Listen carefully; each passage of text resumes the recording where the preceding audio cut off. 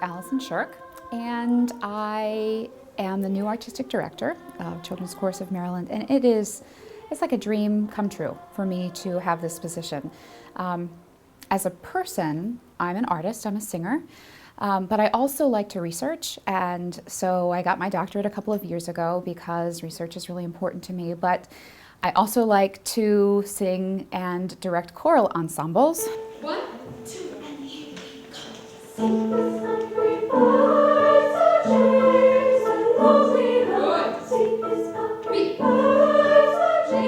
And I really think that I developed this type of love when I was a child.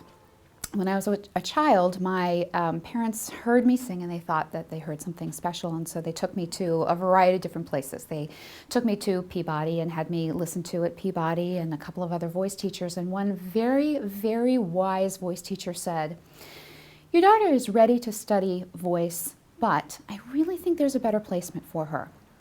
You should look up Betty Berteau and the Children's Chorus of Maryland." And so as a 14-year-old, I became a member of the Children's Chorus of Maryland.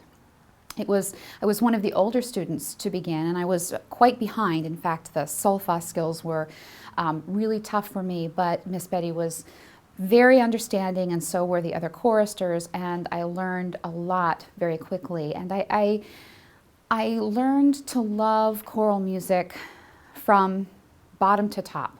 Whether it was the piano part or the way that the altos would harmonize with the second sopranos and the way that the soprano line sort of soared above. I loved it all.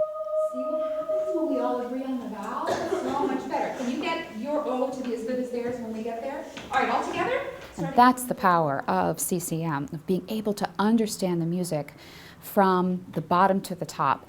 These kids who come into rehearsal, they're not just singing their own part, they're understanding where those notes exist in the music and why they're important theoretically in the music, what part of the chord they're singing, and how to nuance that, how to sing it. If it's maybe a second that needs to be brought out more and then diminished toward the end, they understand this because of the training that they're getting in our choir. And I'm so pleased to have come full circle, to have been trained this way, and then to come back full circle and be able to be the artistic director is really a dream come true.